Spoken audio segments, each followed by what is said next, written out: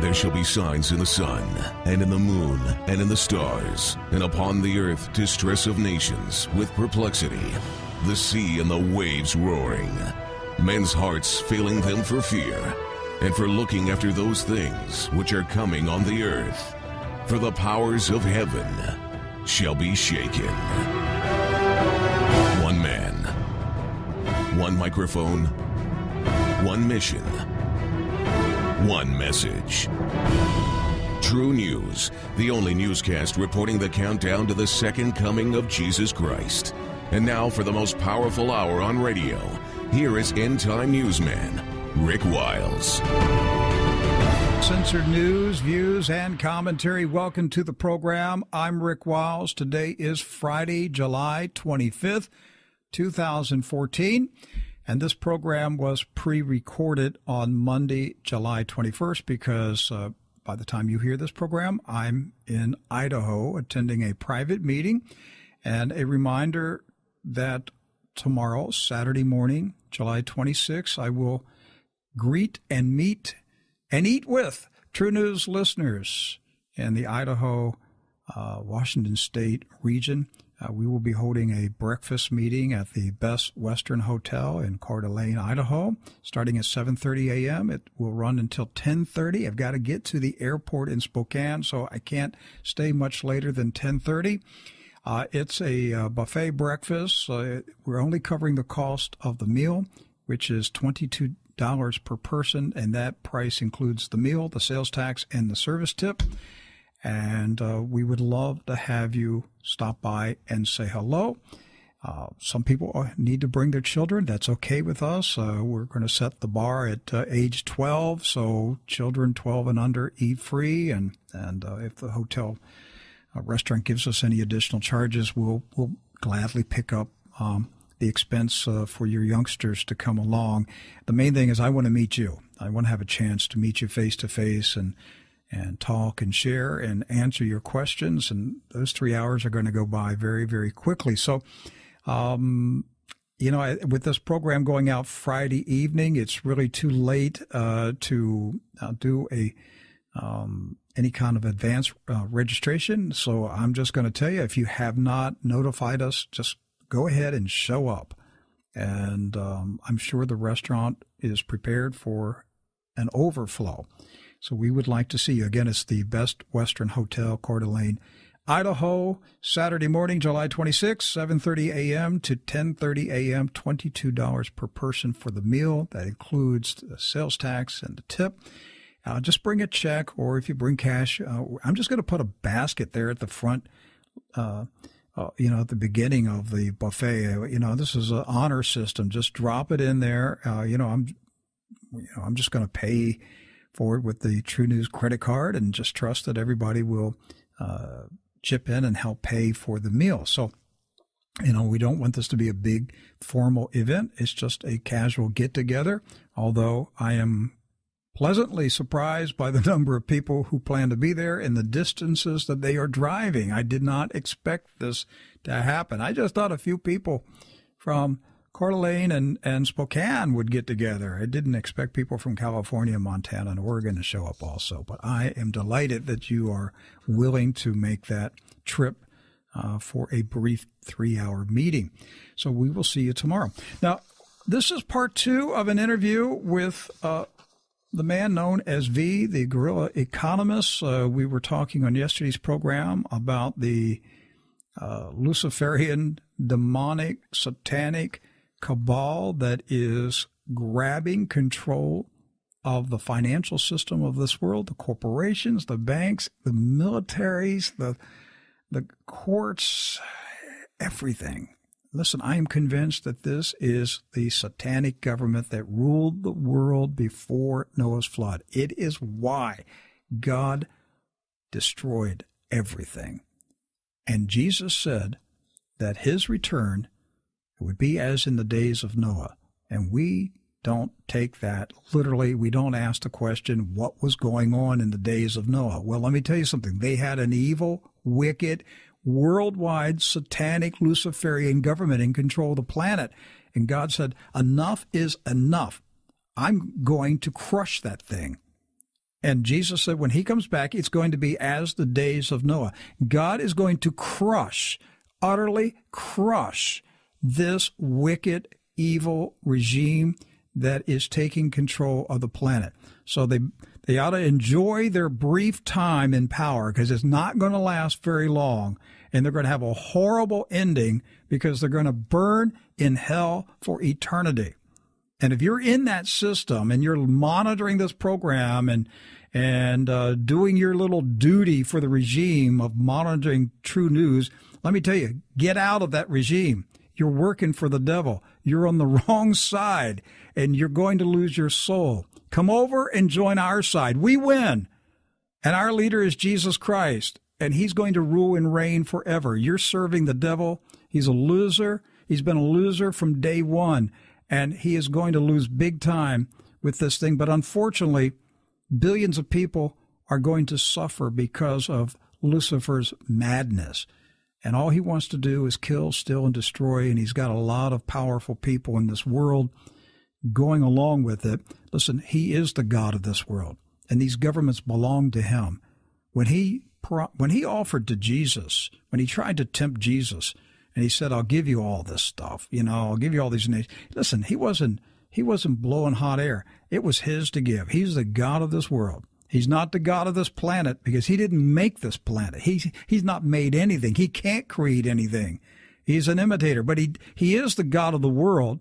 The planet is what God created, but the world is the system that's in control of this planet, and that is Satan's. He does own the world, and so it is his to give away if he wants to.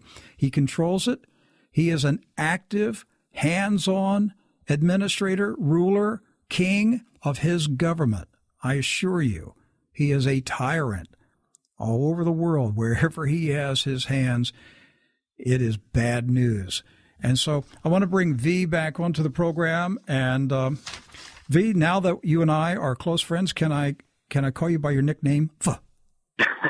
Is that okay? Yeah, that's okay. You can call me Gorilla. Okay, all right, Gorilla. Okay, all right. Now that we're in a close, intimate relationship here, okay. I couldn't resist that. Okay.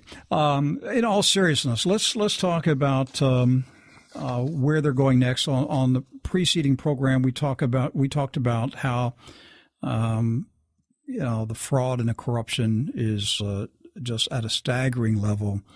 And I want to get now into the commodities, in particular silver and gold. Where can we start? Well, one of the things, look, we all know, and if anybody doesn't know this, you need to get your head out of the rock and understand what this whole thing's about. When you have a global economic crisis, the likes of which we have, okay, sovereigns, which are basically countries, do not trust each other's paper. Back 18 months ago, I said we're entering a time of hyper-currency war, and we are, because in a currency war, everybody, it's a race to the bottom, okay, and nobody wins. So the only person that wins is he who has the hard assets. Most of your listeners, I'm sure, probably know that you have places like in London and here in Wall Street that are being drained they're being drained of gold. Okay, a lot of the gold is being taken off into China, into Russia, and into places like India. China has about 20,000 metric tons. The Russians have about 30,000 metric tons. The Indians, amongst their own population, have about 30,000 metric tons of gold. And those aren't the numbers that are on the official charts. Correct. On the official charts, they'll tell you, it's 7,000 for the Chinese, maybe like 9,000 for the Russians. But it's much more than that, folks, because what the rest of the world has realized is that America's been living off the printing press. That the dollar is, because of all the stimulus and all the TARP and all the bail-ins and bailouts and this, that, and the other, they have made the dollar and U.S. Treasuries in particular the most toxic asset on the planet. So nations of the world are like, you know what, we don't want to deal with this nonsense anymore. We don't want to deal with the fraud anymore. And then emerging markets have stepped forward and says, you know what, we're done with it. So they are moving away from paper and the dependency of paper, and they're moving into hard assets like gold and silver. Okay, that's the reality of the world. Okay, we in the West are what I call paper obsessed. We're obsessed with paper. Oh, I got a CD, I got a 401k, I got an annuity, I got a Roth IRA. It's just paper, folks. Get over it. Get over yourself. It's just paper. You own nothing. The rest of the world figured out that hard assets are where it's at, and they've, have done things to ensure that they're going to be able to stay viable because the dollar that they've used for decades for trade and for buying energy and for buying their food and other types of commodities, that dollar's coming to an end. So we've had the BRICS, and most people say, "Oh, BRICS: Brazil, Russia, India, China, South Africa." I'm sure most of you folks have heard that term. When you hear the word BRICS, you do yourself a great disservice if you just think that it's just those 5 countries that belong to that acronym. When you hear the word BRICS, folks, it is 105 countries, 105 that have decided that they no longer want to play with the dollar. Well, that leaves only about 74 or 75 other countries. Correct. And that's the whole thing. This is a global shift away from the dollar. And, the dollar's coming apart. The U.S. economy is coming. The wheels are coming off the U.S. economy. Because of this, we have, in Wall Street and in the markets, there's always insider codes, okay? Right before a system collapses, there are always insider codes given to let the major players know, hey, get ready. Have the exit doors set up, because when we pull the rug from underneath this thing, make sure that you're set up with those exit doors and have your doormen at the exit doors so you can make a killing from all the people that are going to be flooding in a mass panic out of the dollar and every dollar-denominated security. That's a signal, okay? They've done this in the market back in the 29 crash. They're going to do it again. This time, this is going to be the big one, because we're seeing not just an end of the dollar, but a complete end of an entire financial system. So back in May, one of my intelligence insiders, who I'm very good friends with, goes by the name W, so oftentimes we're on the program together. It's, different radio programs for V and W, so little funny there. But this is a gentleman who's taken down the Soviet Union under Reagan. He saw a code come through, and immediately, back in early May, first week of May, gives me a ring at 3 in the morning. I look at his message, and I realize, okay, this is major. The very morning that I wake up, I receive calls from the City of London. Okay, there was pitch black midnight over there. That they're going to, mid-July, things are going to come apart. They've gotten, the instructions to get ready, so to speak. Okay, and they believe that some sort of a Russian response will occur in the Ukraine in mid to late July. Now, this was back in May, folks. And that same week, what happens? They announced to the world, and both my W sources and my sources have said that we're going to get rid of the silver fix. We're going to get rid of it. And July 15th, we've been given a code to get ready in the silver market. We're going to peg the price of silver to the dollar, and it's going to be the silver bullet that kills the dollar. In other words, we're going to make sure that everybody that's involved, all the players in the City of London, all the players in Wall Street, are positioned properly in the silver market, that when we pull the rug, they will make an absolute killing from all the panic-stricken folks leaving the dollar. And this date was July 15th. We're now July 15th. We're now at July 24th, and you're not saying that something was supposed to happen on the 15th. You're saying that the major players were told to get into their positions by July 15th. Correct. So, of course, when you release information like this, there are certain individuals that'll take it and run and think it's the end of the world. Oh, my God, July 15th. And when we said no such thing, we said this is insider code. This is like insider baseball. This is like fixing a fight at a boxing match, okay, that the insiders are getting into position. And we said that this is going to be the sign. They're going to close the silver fix, which they did. Then we said they're going to open up an electronic silver fix, and market it as being an honest, unmanipulatable index. Okay? An unmanipulatable thing, completely honest. Just for the benefit of listeners who are trying to keep up with all this, sure. When you say they're going to close the silver fix, just give us a real simple synopsis of what that means. Sure. The silver fix, for 150 years, you had a few banks that would get together in London, and they pretty much judge the price of silver. They do it once in the morning and once in the evening, I believe, and that's how they pretty much legal manipulation. Legally manipulate the price of silver. Correct. Mm-hmm. Okay. So even though we were told that there is no manipulation. Of course, and there's a bridge on Mars that we can sell them, Rick. Mm-hmm. So go ahead. So the silver market, because of all the fraud that's been occurring, and one of the big members in the silver market, which happens to be, guess who? Deutsche Bank, one of the biggest, most corrupt institutions on the planet, which I predicted will be shut down, will probably be chopped up and sold into various smaller pieces when this whole thing finally blows over, who's one of their managing directors, William Brooksmith, winds up hanging himself in his London townhome. Deutsche Bank abandons their silver price fix seat. They're trying to sell it. Nobody wants to sell it. So the whole price fix is coming apart. They can no longer maintain the fraud. So they said, okay, we're going to close the price fix. And how convenient of a way to close a price fix, but then move it out of London, because London doesn't need it anymore.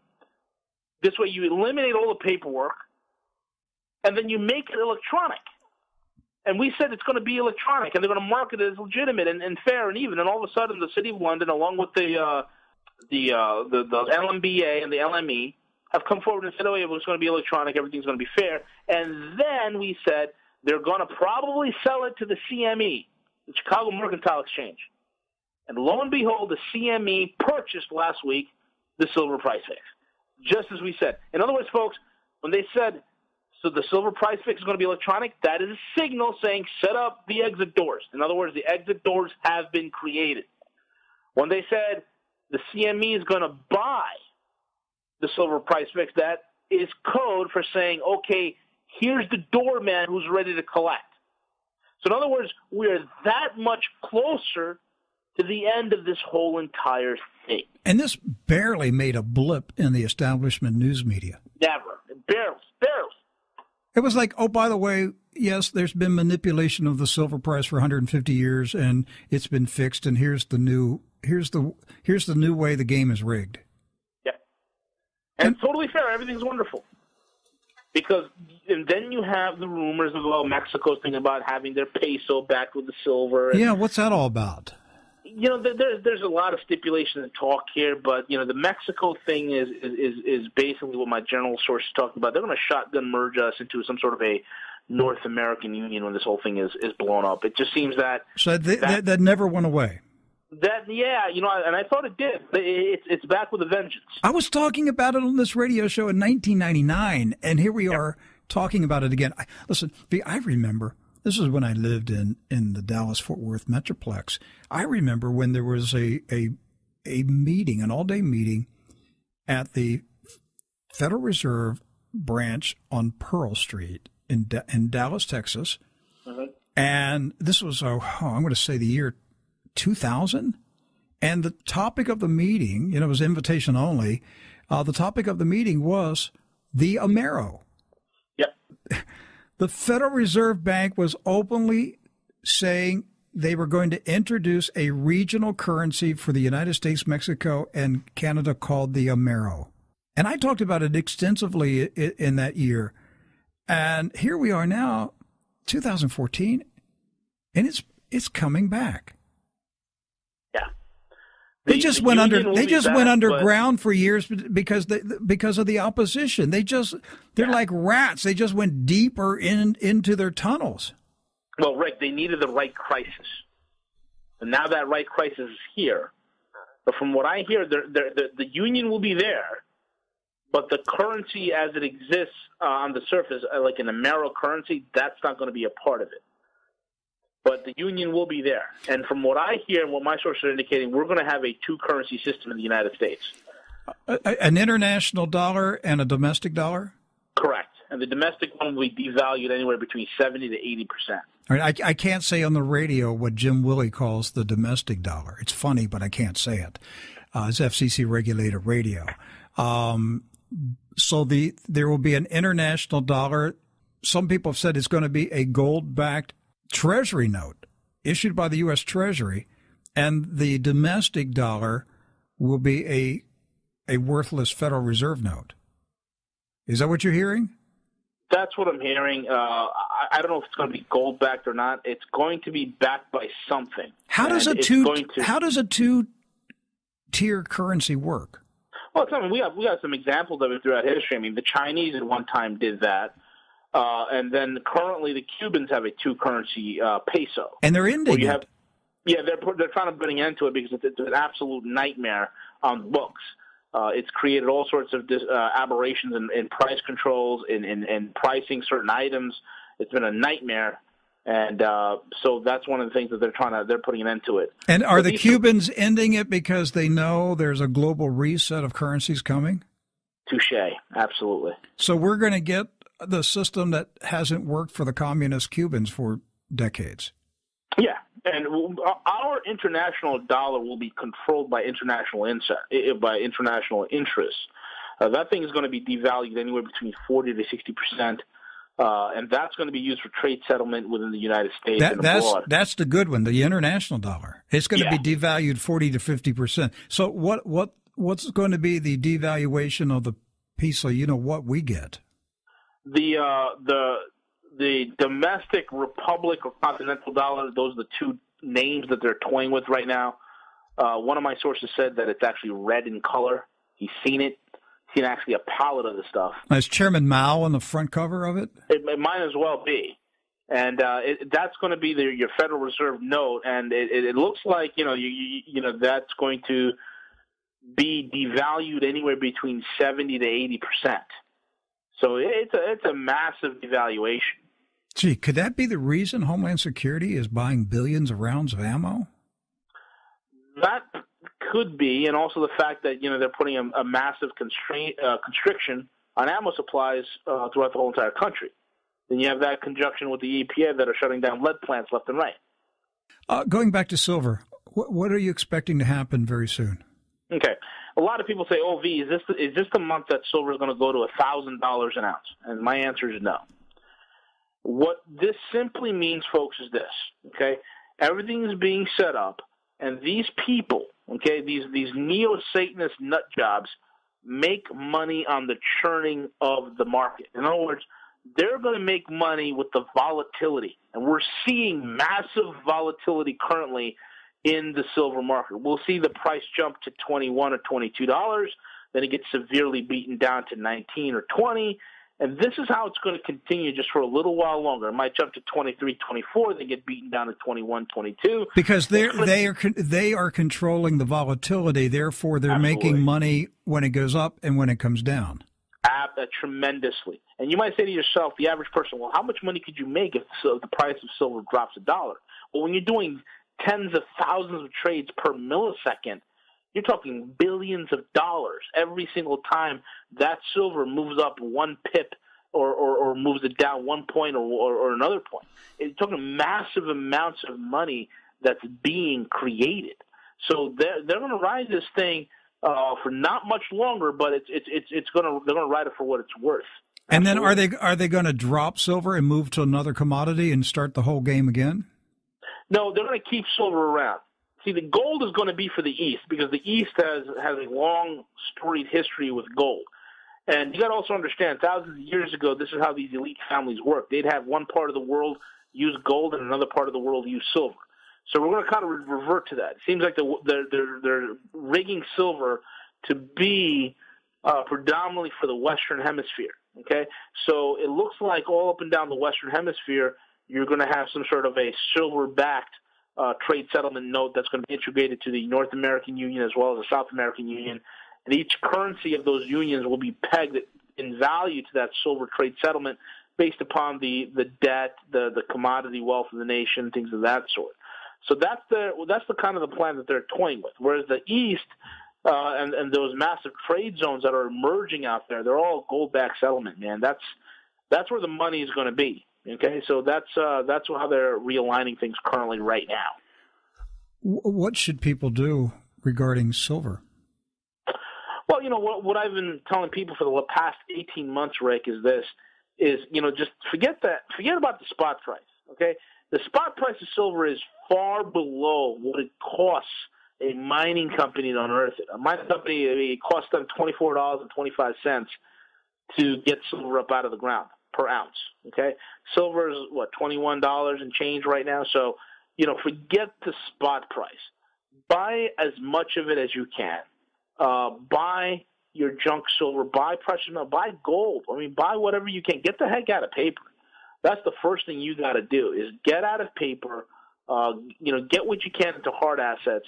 If you're able to offshore your wealth, get it out of the country, then do that. That's what you got to do. And they're closing that door for Americans. Yeah, as a country collapses economically, okay, as a country collapses, it becomes more and more tyrannical. You'll start having capital controls where you won't be able to wire money internationally, and we're seeing that happen with J.P. Morgan about last year. And then the next thing that they're kicking around is having an excise tax, meaning, they're thinking right now that they want to tax you 30% of your total assets. In other words, if you got a $500,000 home or a $200,000 home, you got $20,000 in the bank, you got a couple of cars you paid off, they want to tax you 30% of your total asset worth. That's massive. But there are some congressmen and senators who feel that that's not enough, that we should tax anybody who wants to leave the wonderful U.S. of A. up to 70% of total assets. So these are the kind of crazy draconian control mechanisms that are going to be coming into place as the country implodes and we fall into a complete economic failure. And because of the fact that international banks don't even want to talk to Americans. Absolutely. Nobody does. There used to be a time I used to set up accounts for my clients in Singapore and in Asia. Can't do it no more. They don't want the American because the American right now is a liability. Because the bank has to deal with the IRS. The IRS tentacles have stretched out to the whole world, and they are now claiming jurisdiction on banks in other nations, in every nation of the world.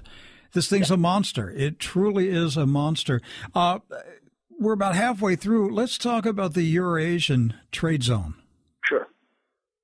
Well, one of the things I've highlighted for a while now, Rick, and I've wrote many articles about it, I spoke about it very detailed, is the Eurasian trade zone, how the whole entire realignment of the globe is heading that way. The Eurasian trade zone is divided into two things. You have the EU, that's the Eastern European Union, and that's headed by Russia and its former satellite states, which I call the stands. It's Kazakhstan, Tajikistan, Turkmenistan, to Uzbekistan. Those are the stands. Then you have Latvia, Romania, which are temporarily in NATO's hands right at the moment. You have Ukraine, which is the wild card. That's pretty much the Eastern European Union. You got Poland, that's another wild card. So that's the Eastern European Union. And then the other part of the the Eurasian trade zone is the EAI, known as the Eurasian Initiative. And that's your China, your South Korea, your Japan, your Taiwan, your India, your ASEAN members, and you also have RCEP, which is RCEP, Regional Cooperative Economic Partnership, which takes the 10 members of ASEAN, which are the South Asian tigers, and which are your Singapore, Malaysia, Indonesia, Thailand, Vietnam, and you're combining it with China, India, South Korea, Japan, Australia, and New Zealand. So when you take that whole entire massive chunk of the globe right there, folks, you're looking at, over close to 70% or over 60% of global GDP, over 70% of global manufacturing, and over 60% of global trade. It's a massive, monstrous monolith. And the Eurasian trade zone is what they're doing is they're building what's called the Silk Road or the New Silk Road. Okay, and this is significant. The New Silk Road is something that's going to be is being constructed right now, and is going to cut the time involved in shipping down to a fraction. And what I mean by that is this: Typically, if you want to run a trade route, okay, from any one of these eastern countries in Asia to any of the European markets, you got to do it by sea. And that could take you 42 days. Well, with the new Silk Road being built, it's only going to take you 14 days. You cut it from 42 days to 14 days. And that's why it's tremendous here. Okay? So the Eurasian trade zone is being formed. And, there are talking heads out there and pundits who believe that, oh, this is it. This is wonderful. This is going to be a new era of freedom and honesty in the markets, and it's all going to be roses and unicorns and rainbows. They don't quite know what they're talking about, and what I mean by that is this: people think that the City of London is out for the count. Some people think that, oh, look, London's being drained of gold, so therefore the City of London no longer matters. What they fail to realize, folks, even the loan package that was given to the Russians for the Ukrainians, when the Russians loaned $3 billion out to the Ukrainians, that loan package was written by the City of London. People don't realize, folks, that, you see, London doesn't care about how much gold you have, okay?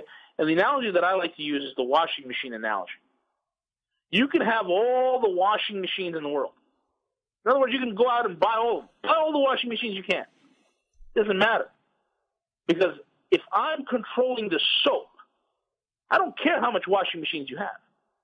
So in other words, they don't care if the Chinese have 30,000 metric tons of gold, or the Russians have 1 billion tons of gold, and this, that, they don't care. Because the City of London will be controlling the apparatus of exchange and trade. And someone will say, oh, that's not possible. Well, let me give you some clues here. Let me give you some hard evidence. In a recent trip by the South Korean president, Park Geun-hye, President He, when she was in Uzbekistan, in Samsugard, one of the big cities over there in Uzbekistan, which is traditionally and historically part of the original Silk Road, the woman stood up and said, it is important that we understand the significance of the new Silk Road, and that this Silk Road, here's the key words here, folks, so listen carefully, and the Silk Road will run from London all the way to Busan. London. She mentioned London. Did you get that? She mentioned London, that nefarious city, that haunt of dragons called London. I thought London was out of the picture. And then Busan. Well, what's in Busan? Well, Busan is the southernmost port in Korea. It's the second largest city in South Korea, right outside of Seoul. And that's where this pipeline and the Silk Road will both exit when it exits directly into the Japanese markets, which will also connect, with Taiwan, this, that, and the other. And you see this ramp up, this whole overarching thing, and you see who's behind it, the City of London. Now, one of the flags that the Eurasian, the Eastern European Union, as well as the Eurasian Initiative is flying, type in Eurasian Trade Zone flag. Type it in on Google. You'll see an 8-pointed star. That 8-pointed star belongs to Aleister Crowley. Now, we all know he was the self-proclaimed most wickedest man on the planet, Mr. Satanist extraordinaire. But what most folks don't know is that Crowley was one of about 150 sages that the Lord Mayor, the most powerful figure in London, that the Lord Mayor, in whom the Queen of England curtsies when she sees the Lord Mayor, he was one of the 150 sages that were called on by the Lord Mayor to do various rituals and rites in the City of London Corporation, their meetings and the rituals that they would have in their initiations. So here you got Crowley's symbol, which is actually the symbol of the City of London. It's one of their symbols. Okay, it's one of their symbols. And Vee, explain to our listeners, because most people, when they hear you say City of London, they're thinking of... They're thinking Piccadilly Square. Yeah. But you're talking, when you say the city is not the vast urban area. Correct. In Great Britain. It is the financial district. It is known as the city. And it's my understanding it's actually sovereign territory. Yes.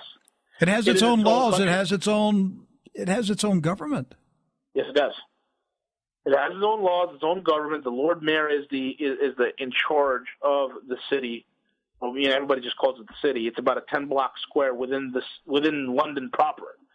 Just like the Vatican is its own entity, the city is its own entity. Washington, D.C. is its own entity. But who is the Lord Mayor? The Lord Mayor this year, the last few years, has been this woman. But I believe she's the real Lord Mayor is 2 steps removed. He's further up. The traditional Lord Mayor, you've had many members as Lord Mayor, and I think over the last couple of decades, they moved the Lord Mayor into much more of the real Lord Mayor into much more of a background figure who really pulls the strings. Who controls it? The City of London? Yeah. Belongs to the elite banking families of the planet, the Rothschilds, as well as the Rockefellers, and a few other members that belong to that elite cabal who feel that they are not even human, Rick. Well, I'd agree with that. Yeah. I'm not going to challenge that statement. Earlier you were talking when you mentioned the code that had been sent to traders. I immediately thought about Christine Lagarde, IMF director. I thought about her numerology speech that she gave to the National Press Club January 2004. She talked about dropping the zero, the magic year, compressed numbers, numerology. Yeah. I mean, the only thing she didn't do in that speech was click the heels of her witch's shoes, turn around 3 times, and tap her broomstick on the floor. Correct. But you know what? 6 months from now, I wouldn't be surprised she does it. Yeah. It's getting so bizarre that, they'll probably wear their witch's hat in public. Yeah.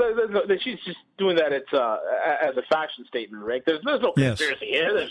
Everything's fine. She started the speech by saying she does what she's told to do. Yep. That was the first clue. She was telling everybody this. These are not my words. I'm delivering the message I was told to deliver. Correct. And then she made the reference to it. It may appear like we have worked this out in advance. That was the second message. Mm-hmm. And then it just got deeper after that. What do you think she was signaling? Well, I mean, look at what she was signaling. She was clearly, this was back in January, I think the 24th. She was signaling to people that, hey, July is going to be a big month of transition and change. It's the birthday of ISIS, and you have ISIS running rampant in July all over the Middle East.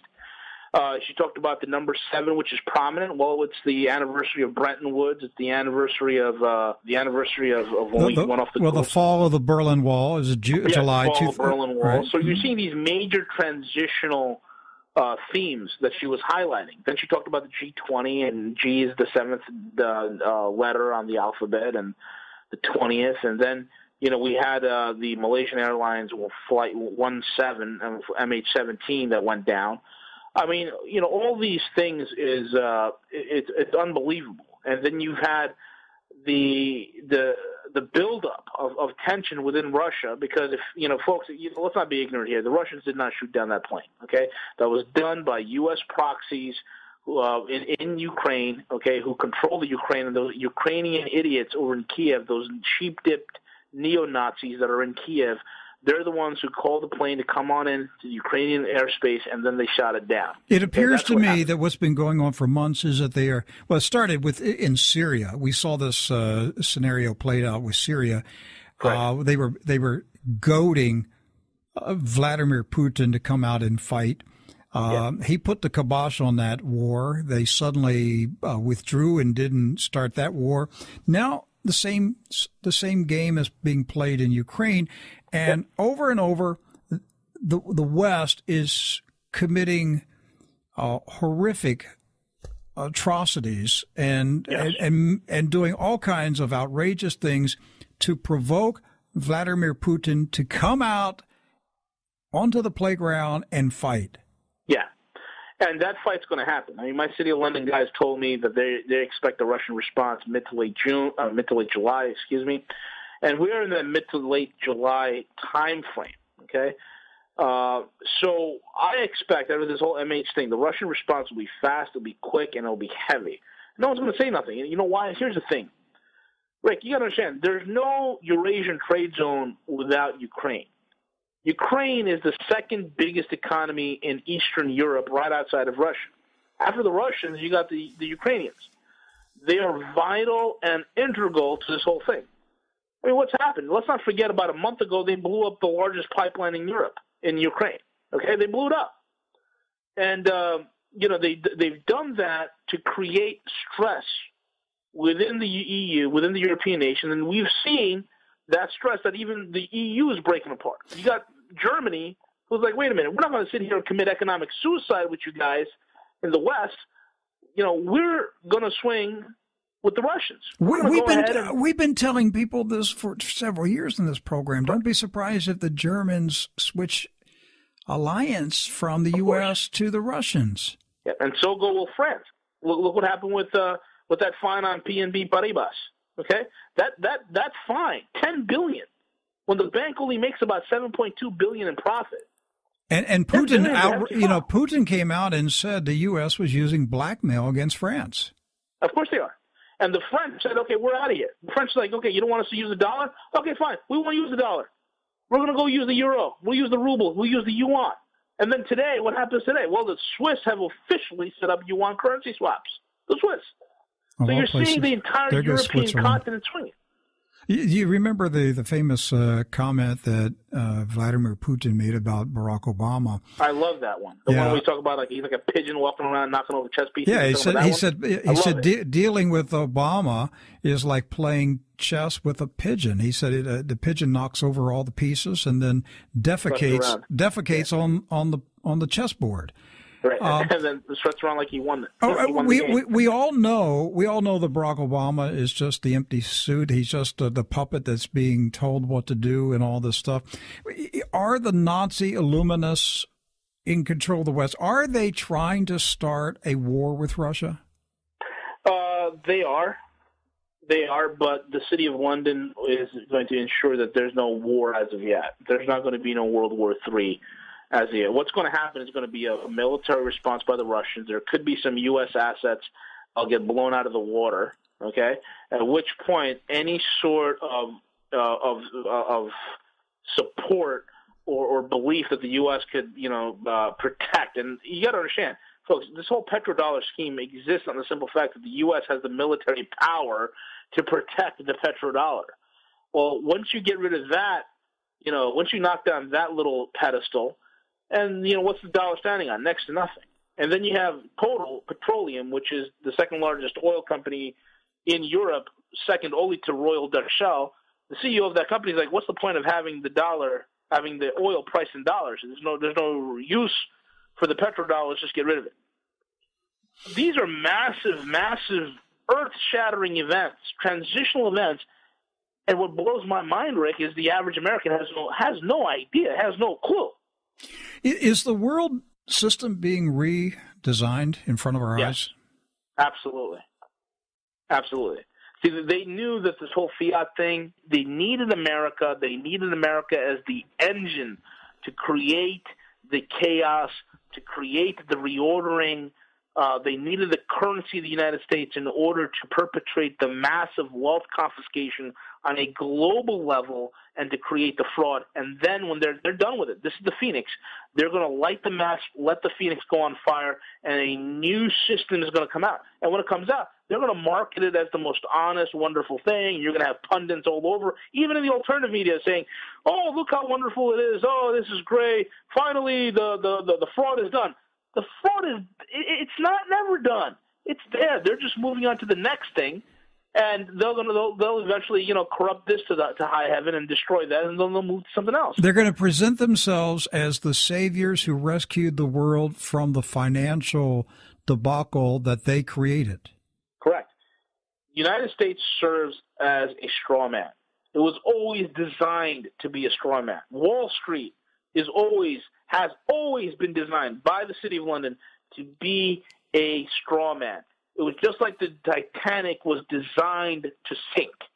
You hear that, folks? The Titanic was designed to sink. Same thing.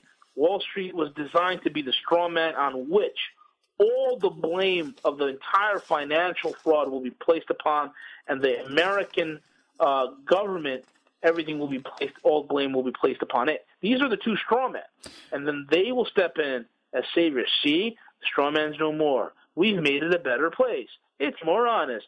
come out and play. Everything is fine. All right. I've got about 13 minutes. I want to talk about the ominous warning that you were given by a U.S. Air Force general. There's a lot of controversy about this, whether this is legit or not. Some people think it's psyops that's being played on you. So let's take the remaining 12 minutes and talk about it. Right, yeah, it's psyops, because I have nothing better to do than sit around and make up stories. No. Some people believe that psyops are being played on you. You know that you definitely received the phone call, but you're being set up. Yeah, well, the answer is this: the guy contacted me because he wants to get the heck out of the country. That's the prime directive. He wants to make sure that his finances and his wealth are intact, and he's able to get it all out, and he's able to exit quietly. He wanted this bit of information to get out there, which corroborates perfectly not only with my information and intel that I've received from my City of London sources, but also my buddy W's received as well. And all of us are pointing towards, you got three sources that are pointing towards the 2017 date. And then I heard from Steve that you had some guy on who was a major over at AFRICOM, and he said pretty much the same thing. So this is earth-shattering stuff here, folks. And I'll tell you this: after getting off that phone, to say I was somber was an understatement. Okay, that would be an understatement of the century. The guy, and some people, well, you can't have somebody go from major to a 4-star in 4 years. That sounds like baloney. Well, you know what? It's not baloney. The guy's legit. Okay, I ran a background check on him. He is the real McCoy. He was one of the heads of asymmetrical warfare. Now he's in the Air Force, right? Yes. All right. Now I've been told that there is no asymmetric warfare unit in the Air Force. Is that correct? No, he's consulted on that. It's not directly part of the effort. This is covert. This is like another level. This is a joint operational thing. Asymmetrical warfare department. There's no Air Force asymmetrical warfare department, just like there's no Navy or Marine asymmetrical warfare department. Asymmetrical warfare department is kind of like almost like JSOC, where you have Army, you'll have Marines, you'll have Navy, you'll have Air Force. It's an integrated thing. Right. Okay. It's a whole other thing. The guy says this. Okay, the whole illegal alien thing. Okay, that whole timetable was written about 10 to 11 years ago. The illegals being dumped on the border is a type of asymmetrical warfare against the United States. And I believe strongly, Rick, that there's more than just illegals coming across that border. That they're actually bringing something into the country because all the Border Patrol have gotten their hands full. It's the perfect scenario. It is. It is absolutely the perfect scenario. If you want to bring something in, you do it. This is the way you do it.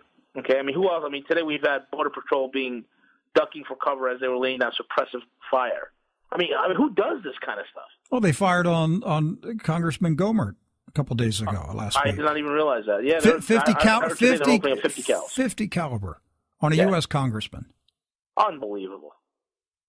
Then the general said this, and I have the audio up there out in the blogosphere. He said the complete undermining of the U.S. dollar by the end of 2015. This goes perfectly with what my financial insiders and my sources and even my own data is pointing to. Do you know at what point in 2015? Probably the last quarter is what we're looking at. If I was a betting man, I'd say last quarter of 2015. Mm-hmm. He said 2017 and no later.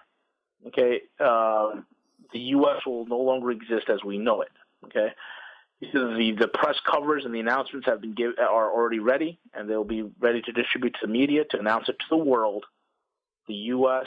government, as we know it, no longer exists.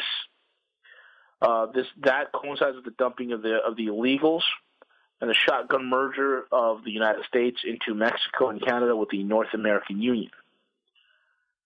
There has been $8 billion that he knows of Black Ops money, and he's being very conservative here. And I'm estimating it's probably in the 30 or 40 billion plus of Black Ops money given to rebuild the Silk Road, okay, to the Chinese. That's because of all the massive amounts of money we owe the Chinese. The Silk Road is at 3-foot concrete slabs with 1-inch bars and 12-inch centers. It's covered by 3.5 foot of structural asphalt and fiberglass. The only thing that's going to be moving on that will be military and commercial. He said this is why we have been deindustrialized, because China is going to be the new economic industrial hub of the world. This was done under Nixon and was accelerated under Clinton. So are we going to become the cheap labor? We are going to be the cheap labor, and this is why I've said many times there's a reason why the Chinese are buying idle manufacturing in places like Pittsburgh, Detroit, and Cleveland. So the good news is the factories are coming back from China to the United States. The bad news is we will be working at Chinese wages. Correct. In other words, your kids will be making the next generation iPhone in a sweatshop in New York City. So the control of the world, the financial control will be the City of London. The religious control will be the Vatican. Military control will be D.C. out of Denver. And then you'll have the manufacturing economic control will be China. He said that we are on schedule, if not slightly ahead. He talked about the various drone programs, how drone pilots don't really talk to each other. They're not allowed to talk to each other. They're not allowed to commune or to socialize with one another. And they're always monitored. And this is because the drones are going to be integral in enforcing and neutralizing any sort of resistance. And let's talk about that resistance. We've got 6 minutes. What are they anticipating as resistance in the United States? Gun owners, Christians, veterans. He said that's the resistance that could a percentage of that population should rise up. And he said that that number one, there's no sleeping giant because the sleeping giant is dead. He said that while the sleeping giant was sleeping, it's been bled out and killed. He said that the majority of these people that are buying these guns, Rick, they're not emotionally ready. They're not emotionally ready, nor are they trained to handle what's coming. And number two, they have no size of the force that's coming against them. He says they have no understanding that certain weapon systems are what's called force multipliers. One drone can kill hundreds. There are other weapon systems that can kill thousands. It's into this thing he says that they have also staged bioweapons, one of which is the pneumonic plague, and they're beta testing it in Colorado. And as he said that, I received an email from one of my contacts saying, hey, look, a man in Colorado contracted the pneumonic plague, and there's 3 other people. They don't know how this person got it. They're saying it's from a tick, or that his pet dog, this, that, and the other. He said these bioweapons will be released. It will affect the water, the food, and the air. And he gave an example. Let's just say you have a 33-ounce can of Folgers coffee. You open it up in, let's say, George Washington Bridge in New York City. In 3 days, you could have about 20 million people dead. Listen, when we said earlier that the illegal immigrant invasion that's underway right now, that will be the perfect cover story, then what I foresee next year is Rick, you're going to have weapons of mass destruction brought into the country, and you're going to have biological warfare agents released, and everybody's going to go, oh no, it happened in July of 2014 when they started coming across the border. Correct. I mean, for all we know, Rick, a patient at 0 could be walking across that border right now. Right. No, it's very easy to see how this is going to be the perfect cover story. Yeah. All right. So if they start a biological attack with some type of plague that spreads throughout the country, you have to shut down the country. You have to close the borders. You have to cancel passports. Nobody can leave without government permission. Correct. And you have the justification for heavy-handed martial law. Yep. I mean, this is the perfect cover story. And of course, the economy is going to crash because nobody's going to be working. Yeah, no one has to worry about the economy. So the banksters don't get blamed for the crash of the economy. It's the illegal immigrants who came over the border with the disease. Yep, and you got how many people are infected with Ebola right now? They're out of nowhere. You got 3 cities at the same time. They start getting Ebola. Now you got 600 people infected in 3 different countries. When this new mosquito, it doesn't fit the signature. This new mosquito virus, they've got victims just south of us in West Palm Beach. Mm-hmm. Equine encephalitis. No, this other one. It starts. This chick. What is it? I forget how it's pronounced. It starts with a CH. but it's you die. So it's fatal. But they've got people in West Palm Beach, Florida, that are infected with this thing. So this is the perfect cover to bring down the U.S. economy and divert the blame from the banksters who robbed the system and put it on illegal immigrants and terrorists who came over the border. And now the government is going to respond to the American people demanding that they close the border. Can you see how this is going to work, V? Oh, absolutely. Oh, we hear you, America. You're demanding that we close the border. Bang! All right, bang, there it goes. And here's the thing, Rick. The thing is this. One of the things the general said is that the weapon signature will not be known. Those are his own words. The weapon signature is, in other words, if you got labs, you got people trying to find out or try to autopsy this thing, they can't get the correct molecular or protein breakdown of this virus to adequately identify it, number one. In other words, the government will have complete and total, whoever's running this op will have complete and total plausible deniability. I can see how this could easily bring about the merger of Mexico, the United States, and Canada. Sure. They'll have to merge us in order to stabilize us. I mean, think about that. And as the Euro-Asia Union comes together, then the argument's going to be, look, we've now had this economic giant that has appeared. We've got to match. We got to fight fire with fire. They've gone with gold. We're going to go with silver. Yep. This is easy to see how they're going to pass this storyline. Yeah. To a frightened, terrified public. Yeah. Absolutely. What should people do?